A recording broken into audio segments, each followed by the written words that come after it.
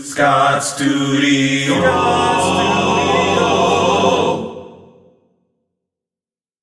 Hey, what's up? What's good, everybody? My name is Mike Webb. Some people say Micah Webb. Mike, you can call me Mike. And welcome to our drum lessons. And we're actually going to be talking a little bit about drums today. And if you're interested in learning drums or just getting your technique better, I think these lessons are going to actually be beneficial to you. So let's talk a little bit about the different things on the different pieces. Let's talk a little bit about the different pieces of the set.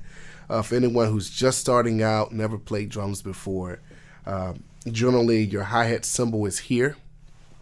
That's the cymbal that you usually see the drummers playing like this, and you can actually use your foot to open and close it. Also here would be the snare. Most of the time it's the silver drum, but sometimes it's black or beige or gold or burgundy, but it's still the snare. Here would be your toms 1 and 2, the drums. We call them toms. They have a different pitch and different sound than the snare.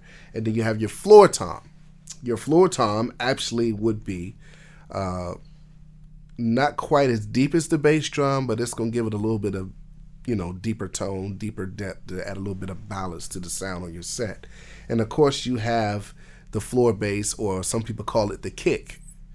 And definitely you're going to hear that generally on almost every track you ever heard. Most of them have a kick.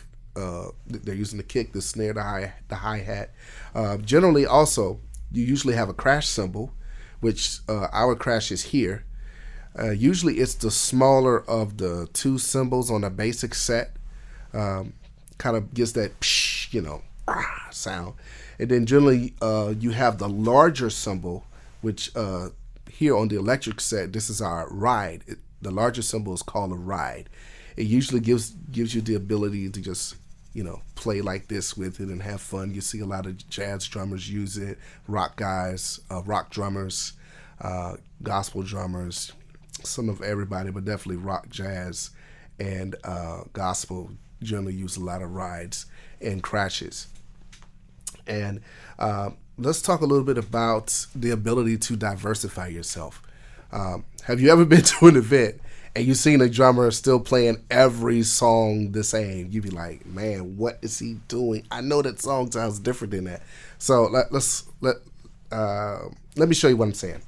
All right, let's say the different styles of playing is what I'm actually saying. So if you're playing old school gospel quartet, like something like that, right? But then when the style of the song changes, when they're playing another song, they're still trying to play it like an old gospel song. And you be like, man, that's not the tempo. What is he doing? You're like, every song doesn't sound the same. So if the tempo slows down, you gotta be like, especially when you talk about like R&B, gospel, and neo soul and all those kind of genres, right? Just different genres where you got to be able to diversify yourself and mix it up a little bit. Let me see. Another thing you'll see is we'll actually get more into how important it is to your technique. Like if let's just say you're trying to play a song by Israel, okay? Let's say you're playing Israel Houghton song, I Am a Friend of God, right? I am a friend of God, something like that, right? That's the basic beat. Now, there are other rhythms he has in the song, trust me. But then somebody else will be like, I'm a friend of God. You're like, no, wait a minute, that's not the song. So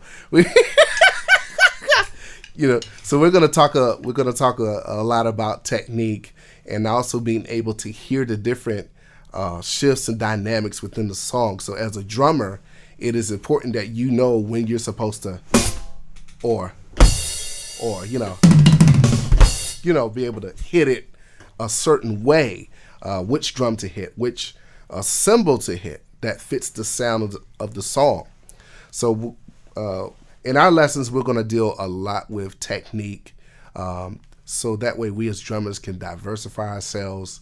And even if you play marching band and you don't play the trap set like what we have here, just knowing how to hit the drums and just practicing really basic things, right, left, those kinds of things. Even on the toms, different techniques we're going to get into during our lessons. It will definitely help us to be better drummers. And yeah, pretty much that's it. I think it's going to be good.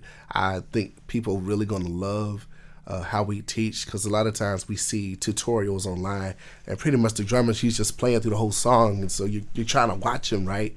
And also you do have drummers online who actually break down the song, like teaching people how to read it. So that's important also.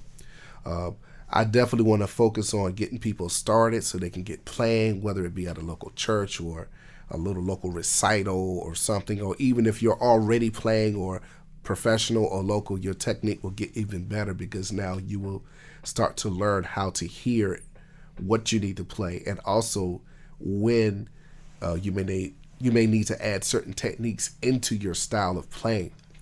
So peace and love. Come back and hit us up.